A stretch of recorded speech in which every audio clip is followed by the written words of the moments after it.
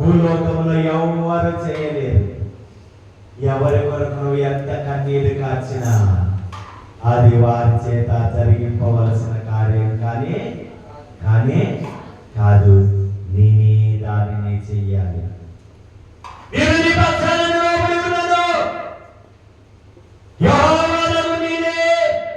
తగిన కాలమున ఈ కార్యములను త్వరపెట్టుదును.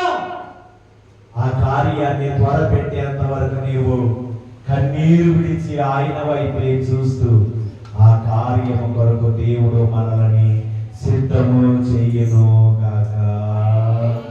అందరూ లేచి నిలబడ్డాం.